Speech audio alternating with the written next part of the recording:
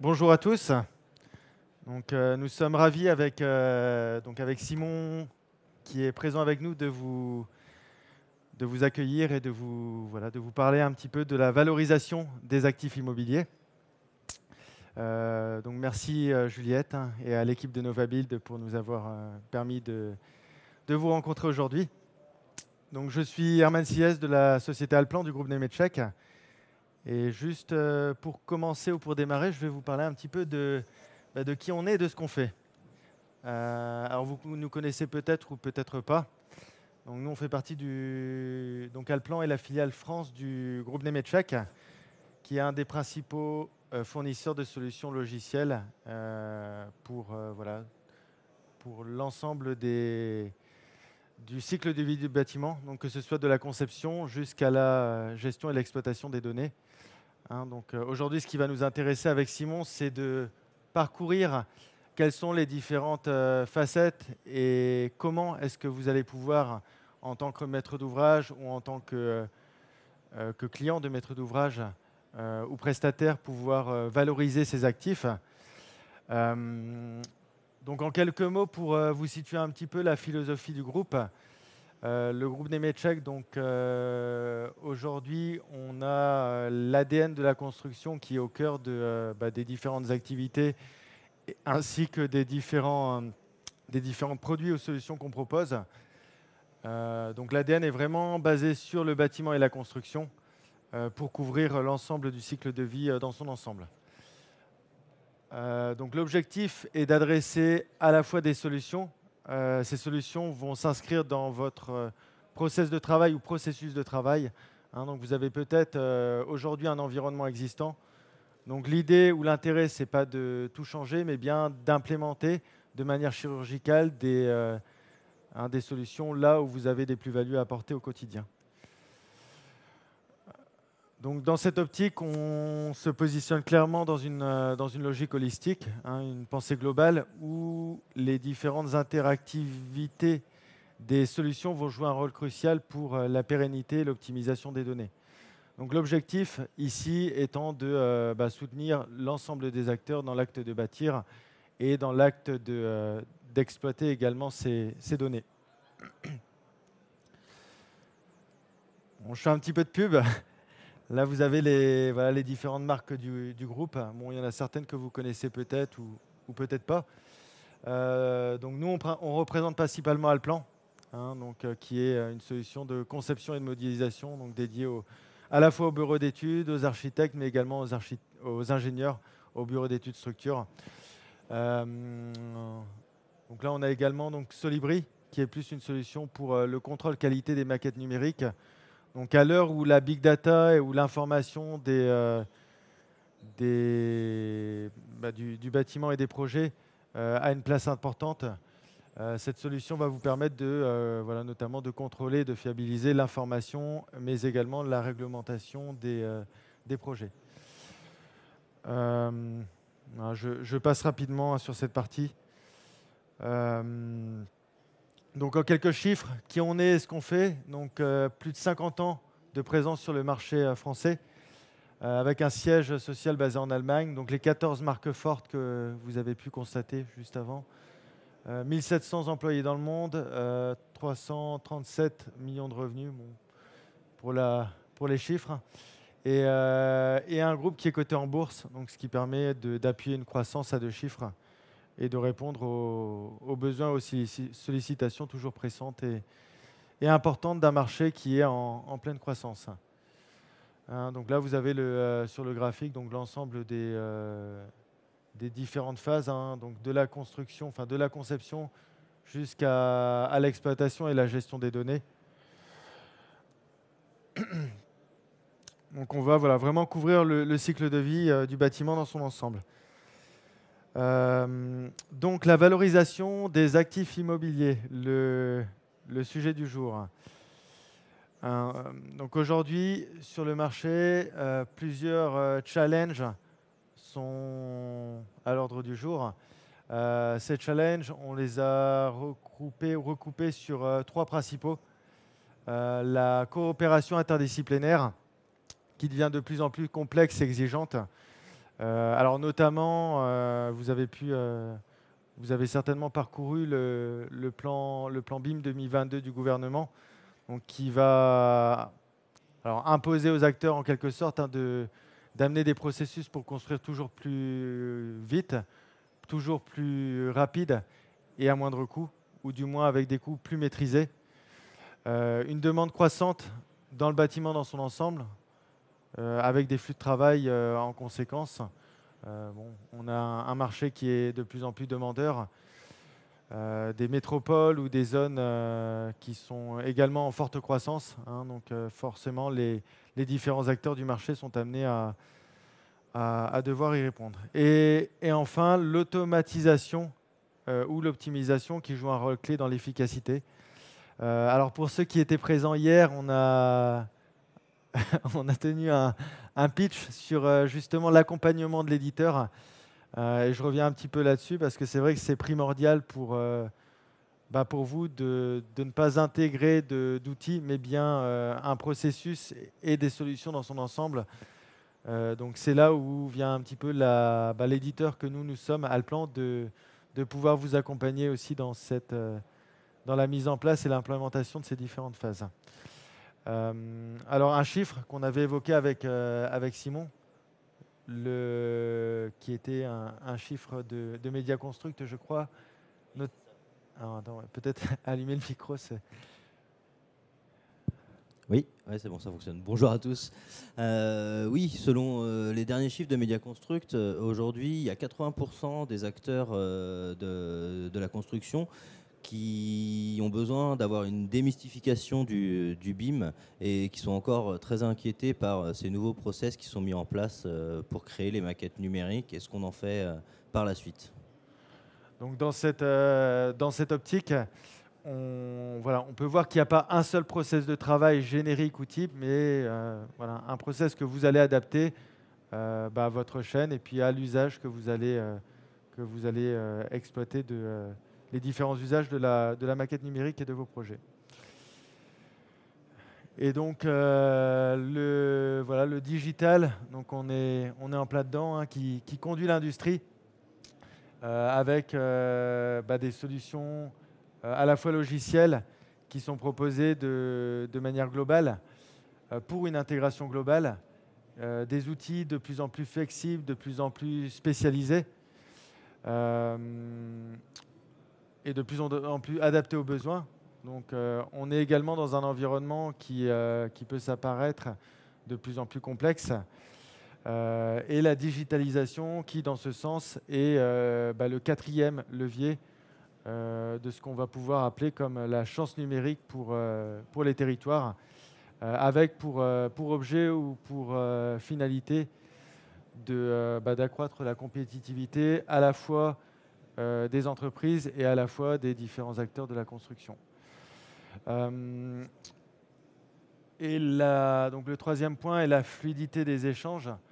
Ce digital va amener à davantage de réactivité et également de compétitivité, hein, étant donné que ces différentes solutions ou ces différentes manières d'amener le processus de travail vous amènera à être beaucoup plus compétitif sur le marché.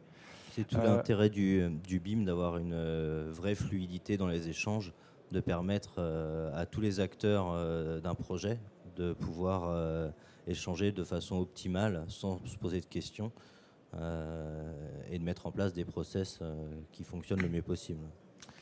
Et je vais juste terminer sur ce point-là, où également important, c'est qu'il y a de plus en plus de nouvelles technologies qui viennent un petit peu jouer leur jeu, hein, dans le BIM et puis dans la digitalisation de la construction et également de l'exploitation de ces données. Et qui vont demain également être amenés à repenser le cycle ou à créer une rupture dans les modes de construction, voire le mode de gestion des ouvrages. Donc c'est un petit peu ce que Simon va essayer de nous décrypter ou de nous présenter par la suite.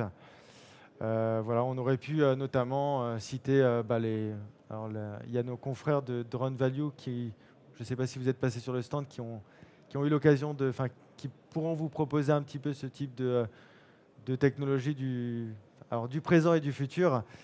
Également, on aurait pu citer l'impression 3D ou encore la réalité virtuelle ou immersive qui est déjà présente. Je pense aussi aux objets connectés, mais ça t'en parlera tout à l'heure Simon, ou encore à l'intelligence artificielle. Donc on est dans le présent, mais on est déjà dans le futur. Et donc juste pour petite parenthèse et puis pour terminer, donc là on a je pense un diagramme que vous avez certainement eu déjà l'occasion de parcourir ou de visionner, alors peut-être sous cette forme ou sous une autre ou sous une assez rapprochée. Hein. On a le BIM niveau 0, le niveau 1, le niveau 2, le niveau 3. Bon, ça c'est un petit peu aujourd'hui ancré dans les mœurs, avec donc l'intégration globale des données sur toute une chaîne. Donc, ça c'est ce qu'on va appeler donc, le BLM. Hein. Donc c'est un concept qui a été repris par le PLM, hein, le Product Lifecycle Management, où on aura une chaîne unique de la conception jusqu'à la gestion des ouvrages. Après, ça reste quelque chose d'assez idyllique, avec quelques acteurs sur le marché qui pourront être amenés à intégrer un process global. Après, de là à voir l'intégrer, est-ce que ce sera intéressant et dans l'intérêt de la chaîne de production? Voilà, ça, c'est des questions qu'il faudra se poser demain. Donc, je vais laisser la parole à Simon qui va nous parler aujourd'hui concrètement de comment est-ce qu'on va pouvoir valoriser l'ensemble de ces données et de ces flux d'informations pour mettre en avant en fait, les actifs et la plus-value d'un immobilier. Ouais. Très bien. Donc oui, effectivement, donc, moi je représente la société 3D Technical Data Management. On est spécialisé dans la création et l'enrichissement de maquettes numériques. Aujourd'hui, quand on a une réhabilitation ou même un projet neuf, on va livrer un DOE numérique. Alors, en fonction, on a une maquette ou pas. Nous, notre but, c'est de créer réellement le jumeau numérique du bâtiment. Donc, on va se baser sur les plans et sur les relevés tels que construits pour centraliser l'ensemble des données du bâtiment dans cette maquette. Ça va nous permettre par la suite de gérer de façon opérationnelle l'immeuble en venant y attacher en fait, l'ensemble des données, que ce soit locataire ou exploitation.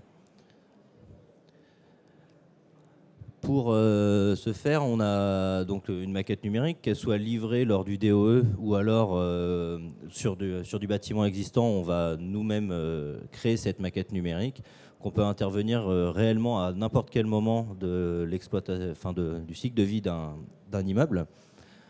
Donc que ce soit de la conception, la construction, donc là c'est aujourd'hui ce qu'on voit le plus souvent. On va aussi avoir la transformation de la maquette DOE vers une maquette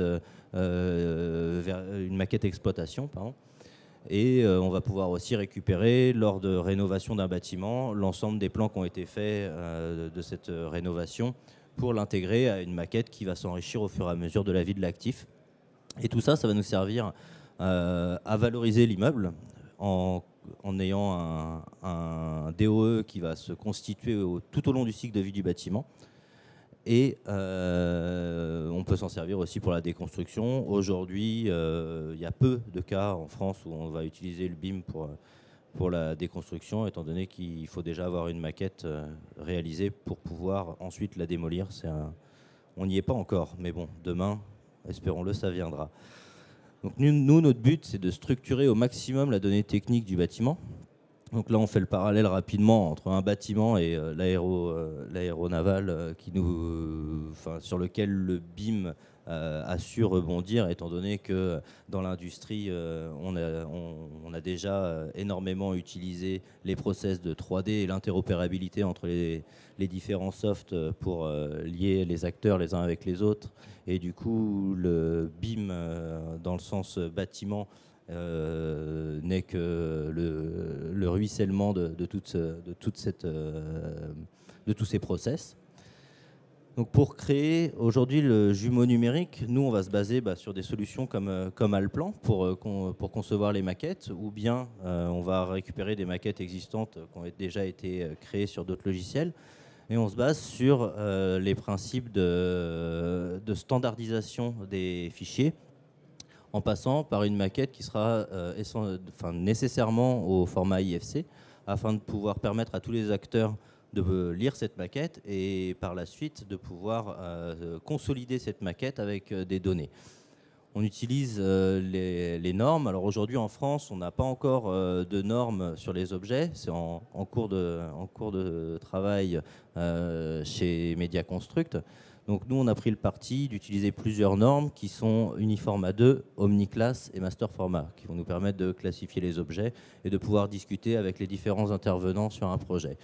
Et toutes les données qui gravitent autour de notre maquette, elles sont sous le format BCF, qui est aussi un standard international et qui va permettre de géolocaliser les données ou les informations ou commentaires qui sont faits sur la maquette dans un format qui peut être lisible sur notre solution, ou bien dans n'importe quel viewer IFC, ou même les importer dans Allplan pour pouvoir avoir la même donnée partout, peu importe le logiciel.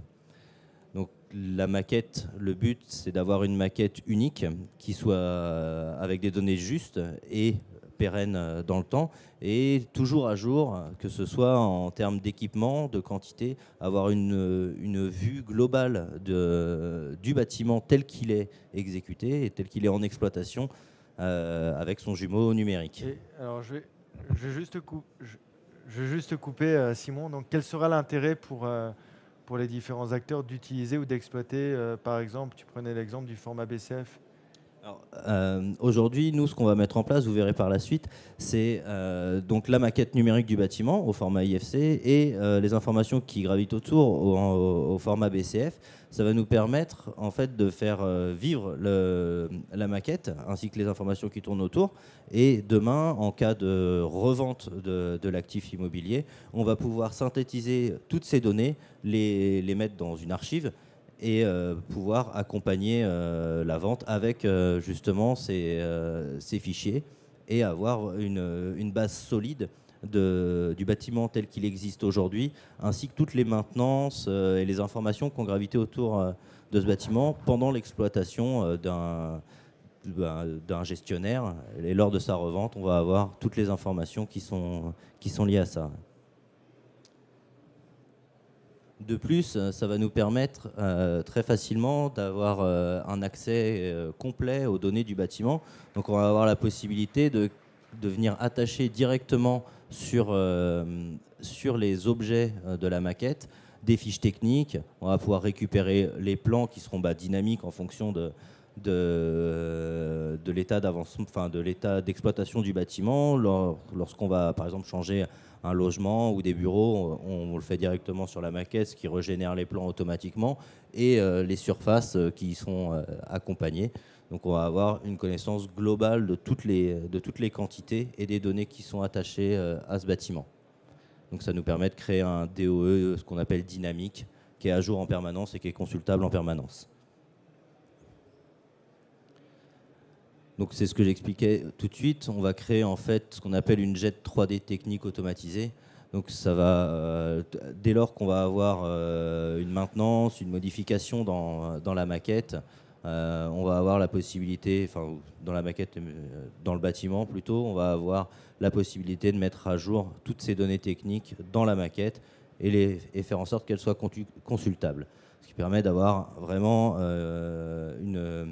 une maquette qui est bien consolidée et de structurer en fait toutes les données du bâtiment et de les sécuriser. Parce qu'à n'importe quel moment, on peut faire un export de l'IFC et des BCF qui sont accrochés et du coup avoir une maquette telle qu'elle existe aujourd'hui.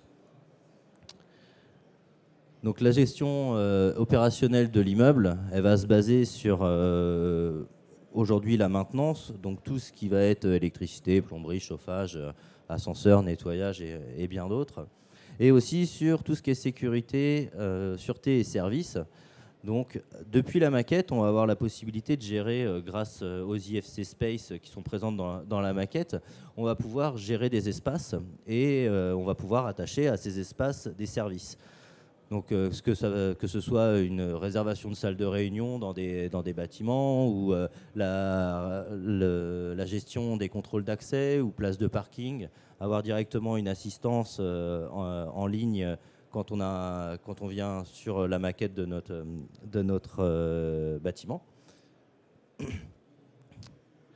Donc aujourd'hui, on a développé la solution Cozy Building Management qui va permettre de faire de la gestion opérationnelle de l'immeuble, que ce soit au niveau de l'accueil dans un bâtiment de bureau ou dans une copropriété, avec les services liés aux clients, l'entretien, la maintenance et la jet 3D qui vont être plus côté maintenance et exploitation.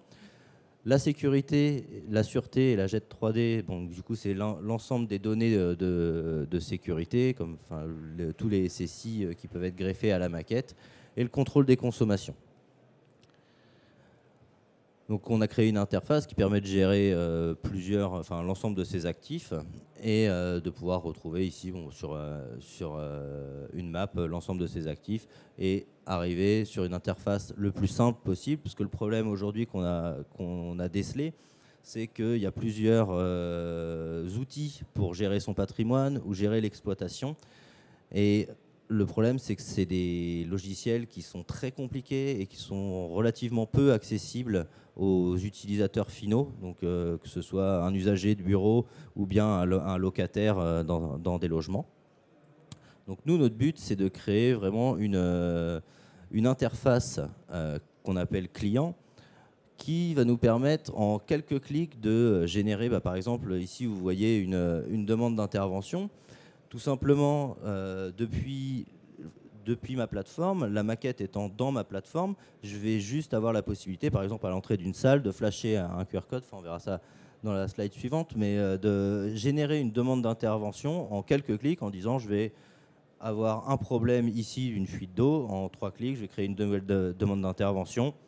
C'est un problème de plomberie, c'est une fuite sur un lavabo. Ça, on valide la demande d'intervention et de là, en fait, va en découler plusieurs mails qui vont arriver chez vous pour vous dire qu'on a bien pris en compte votre demande. Chez le service de maintenance, donc ici, par exemple, le plombier, il va recevoir un mail lui notifiant qu'il y a une demande d'intervention qui a été générée dans un immeuble qui gère, et un mail qui vient chez nous, qui nous permet, nous, soit en fonction de comment la demande d'intervention a été générée, si elle est attachée ou non à l'objet de la maquette en question, on va pouvoir reclassifier cette demande d'intervention pour venir vraiment greffer cette demande à l'objet, ce qui nous permettra par la suite, quand on fait un export de l'ensemble des données, d'avoir sur tous les objets, toutes les maintenances qui ont été effectuées dans le temps. Donc la simplicité, on l'a mis en place, nous, avec des QR codes qui sont soit à l'entrée des pièces, donc vous avez juste à flasher la pièce et vous arrivez sur une interface qui va vous permettre de créer la demande d'intervention ou de réserver une salle de réunion, par exemple. Ou alors directement sur les équipements techniques en faux plafond. Par exemple, on va venir mettre un QR code directement sur des ventiloconvecteurs. Comme ça, quand le mainteneur arrive, il a juste à flasher le QR code pour dire qu'il est bien à l'endroit, faire sa maintenance, la valider, pour qu'elle retourne dans une chaîne de maintenance périodique. Derrière ça, ça nous permet en fait de gérer toute une satisfaction du locataire. Donc toutes les données qui sont traitées par les mainteneurs et toutes les demandes qui sont envoyées par les occupants vont rentrer en fait dans une base de données. Ça va nous permettre par la suite de connaître exactement les temps d'intervention des mainteneurs, de savoir combien il y a eu d'interventions demandées par les locataires, de savoir si ces interventions ont été réglées, quelles interventions ont été émises. Donc du coup, avoir la possibilité de localiser en fait des pôles de demande d'intervention. Par exemple, un exemple tout simple, sur un bâtiment, on avait des ventiloconvecteurs qui tombaient en panne assez régulièrement. Donc les demandes d'intervention étaient générées, le mainteneur venait, changeait le ventiloconvecteur, puis une semaine plus tard, c'est un autre, puis un autre, puis un autre. Et en fait, on s'est rendu compte que ce n'était pas le ventiloconvecteur. Grâce à la maquette, en regardant les conduites, on s'est rendu compte qu'en fait, le problème venait d'un équipement sur le toit, et tous ces ventiloconvecteurs qu'on avait dû changer étaient liés à cette conduite. Donc, grâce à la maquette BIM, on a pu déceler plus rapidement l'endroit de la panne, plutôt que continuer à changer des ventiloconvecteurs qui allaient tomber en panne au fur et à mesure. Donc ça nous permet, c'est ce que j'expliquais, d'avoir des indicateurs performantiels, donc des graphiques qui vont permettre, que ce soit aux gestionnaires de l'immeuble, aux bailleurs ou aux propriétaires, d'avoir des graphiques lui montrant quels sont les axes de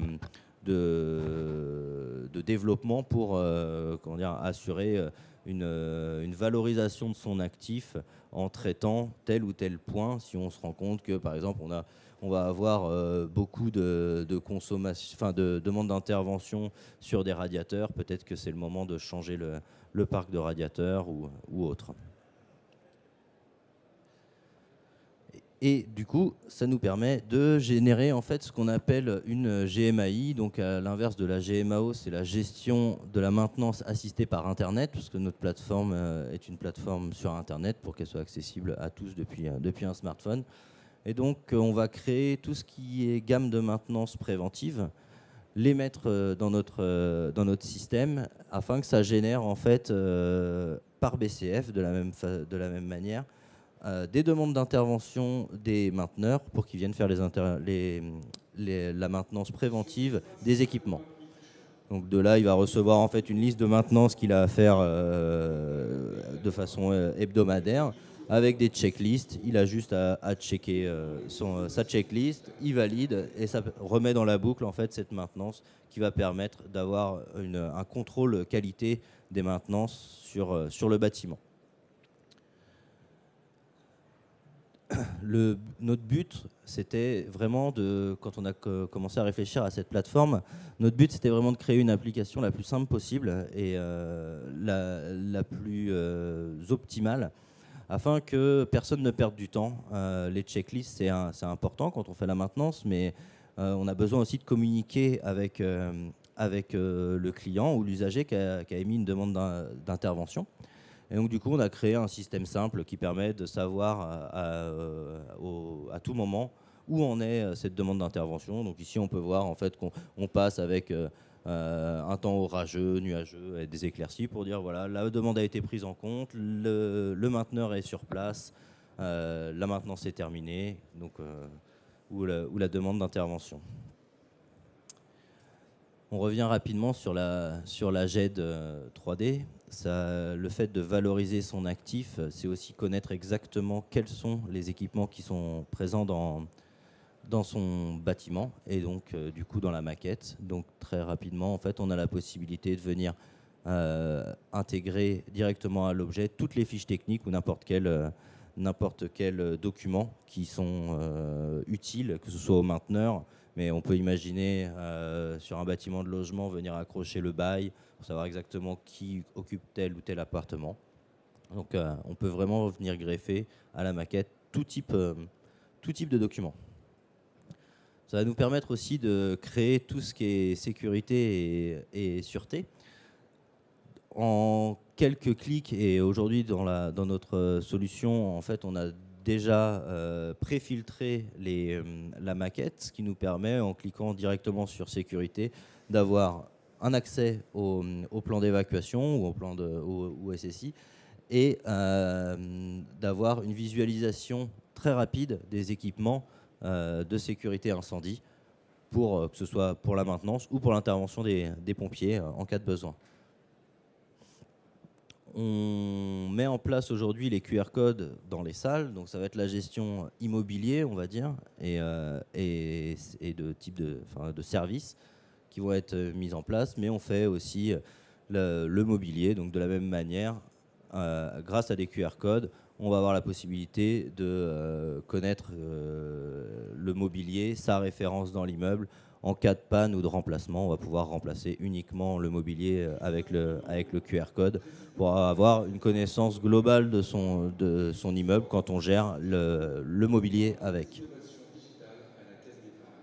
Et aujourd'hui, ce qu'on développe en 2019 et ce qu'on va continuer à développer le plus possible, c'est donc le smart building et la gestion des objets connectés et de la GTB depuis la maquette numérique. Donc l'intérêt, c'est d'avoir une remontée automatique de toutes les consommations qui vont rentrer aussi dans les bases de données et qui vont permettre d'avoir de la donnée pour valoriser votre actif immobilier. Et par la suite, piloter du coup ces objets connectés pour avoir une gestion globale et simple de sites. Alors surtout quand on imagine une gestion multi-site, avoir la possibilité d'avoir des retours sur les consommations électriques, voir où sont les pics de consommation, avoir un détail de la consommation, que ce soit en ventilation, en chauffage ou en éclairage, et avoir la possibilité de piloter, par exemple, de vérifier qu'un immeuble a bien toutes les lumières éteintes, même si on n'est pas sur site, et de pouvoir les éteindre à distance, ou vérifier la fermeture en termes de sécurité, vérifier que les portes sont bien fermées, les reclencher à distance et faire des automatismes. Aujourd'hui, nous, on travaille essentiellement sur les bureaux et sur les résidences, mais on a aussi des projets en hôtellerie et en centres commerciaux. Donc, il n'y a pas de limite, en fait, derrière.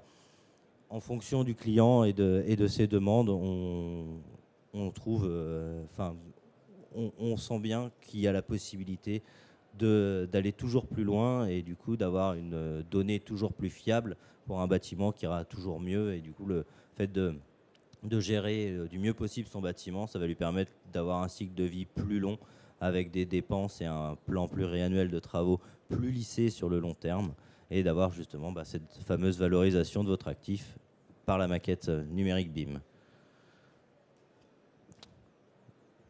Et donc voilà, merci beaucoup de votre attention en tout cas. Vous pouvez nous retrouver, surtout l'équipe d'Alplan sur le stand 80 et n'hésitez pas si vous avez des questions, moi je serai présent un petit peu encore. Je vais finir.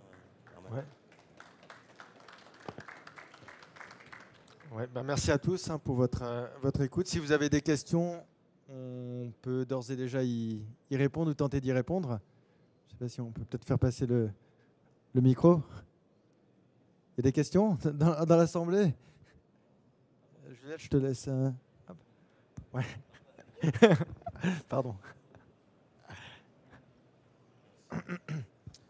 Bonjour.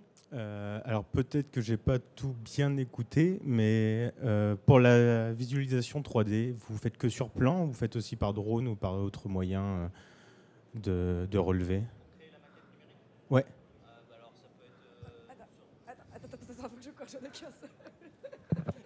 Merci. Du coup, ça peut être sur tout type de support. Ça dépend de ce que demande aussi le client. La plupart du temps, quand on travaille, c'est souvent issu de plans des WG lors d'une conception ou d'une réhabilitation. Donc là, on va se baser sur des plans qui sont censés être bons. Donc derrière, on va forcément faire un relevé derrière. On mesure quelques distances pour voir la fiabilité. Et sinon, effectivement, dans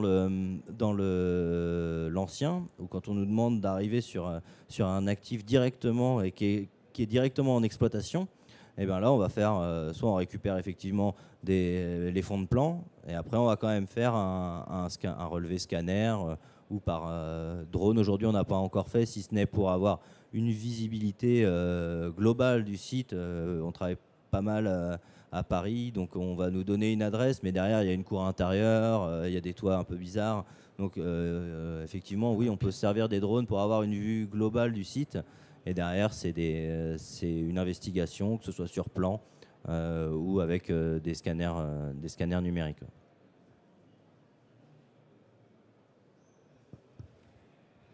Et alors, juste pour compléter sur cette notion de relevé, puisque ce matin, j'ai oublié un de nos exposants, vous avez 3 exposants qui sont présents. Donc, vous avez Drone Value qui fait effectivement du relevé par drone, qui est présent sur l'espace également B2BIM.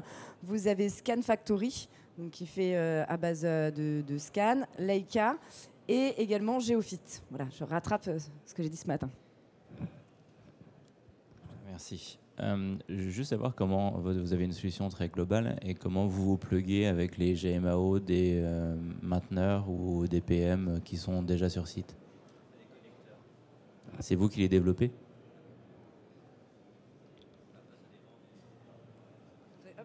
Excusez-moi.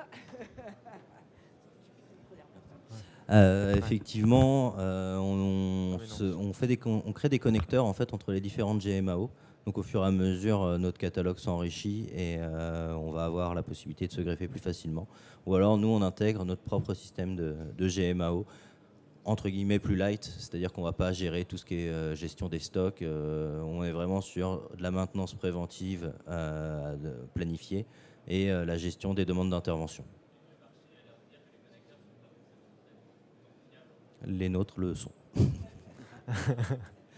Donc, en fait, ça dépend vraiment aussi de l'acteur qu'on a en face. Ça dépend de comment... Enfin, sur des GMAO, on va dire en dur, c'est beaucoup plus compliqué qu'une solution en SaaS, parce qu'il y a des langages propriétaires pour lesquels on doit investiguer beaucoup plus. Mais dans l'idée, c'est jouable, en fait. Tant que on ne peut pas faire tout seul, on est obligé d'aller voir la GMAO d'en face pour qu'eux aussi nous remontent l'information. Parce que nous, la descente, la plupart du temps, il n'y a pas de problème.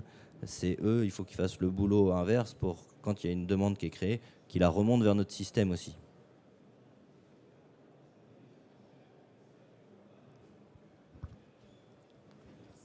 Est-ce que vous avez aussi la même chose pour l'industrie? Vous savez gérer l'industrie? D'accord. Ah, ouais. Après, ouais.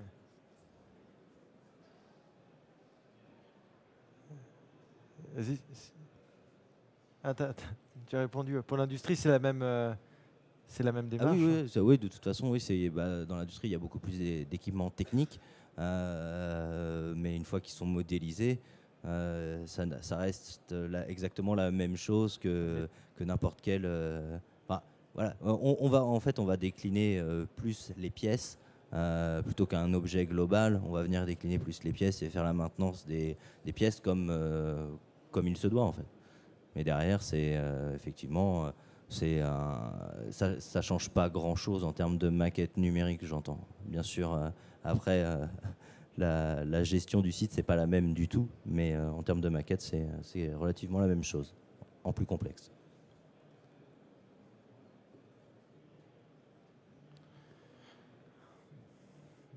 D'autres questions? Thomas?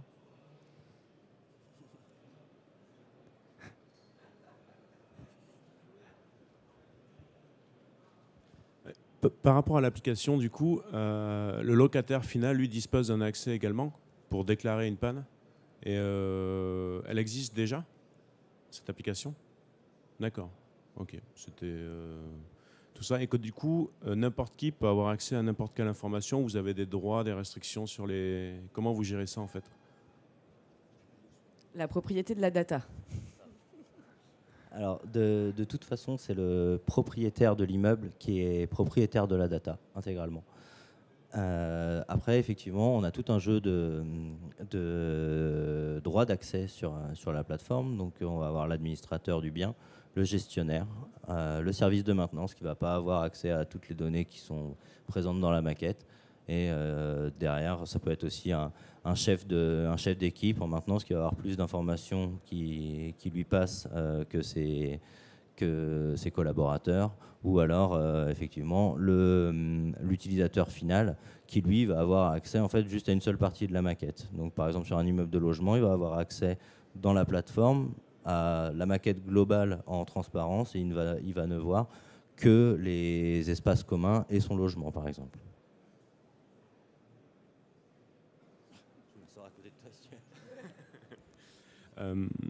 On voit beaucoup la réalité augmentée aussi arriver. Est-ce que c'est quelque chose que vous allez intégrer dans la plateforme à terme? Style, quand on flash le QR code, on voit une notice pour un technicien, par exemple? Alors, pourquoi pas?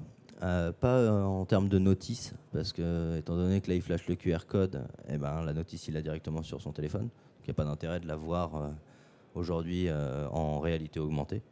L'intérêt qu'on voit, nous, c'est pour tous les bâtiments qui sont en exploitation avec des faux plafonds, d'avoir la vue sur les réseaux qu'il y a derrière les faux plafonds, qui est intéressant. Par contre, aujourd'hui, le problème qui se pose, c'est en termes de géolocalisation dans un bâtiment. Comment on fait? Il y a des solutions en Bluetooth ou effectivement via des QR codes ou avec certains types de téléphones. Mais du coup, ça veut dire qu'il faut que le mainteneur ou la personne qui va utiliser cette application, il ait le téléphone qui va bien. De la même manière, pour gérer les contrôles d'accès, il y a des téléphones. Oui, pour gérer le contrôle d'accès, par exemple, à des portes, on a des téléphones qui ont des puces en RFID, mais tout le monde n'en a pas. Donc on ne peut pas se baser sur des technos qui sont pas répandus sur l'ensemble des téléphones. Peut-être demain, ouais, effectivement. Peut-être que demain aussi, on pourra se géolocaliser de façon précise dans un bâtiment via du Wi-Fi. Mais même aujourd'hui, en Bluetooth ou en GPS indoor, on est à 1 mètre, 1 mètre 50. Donc on est rapidement chez le voisin. Donc c'est un peu compliqué de gérer ça.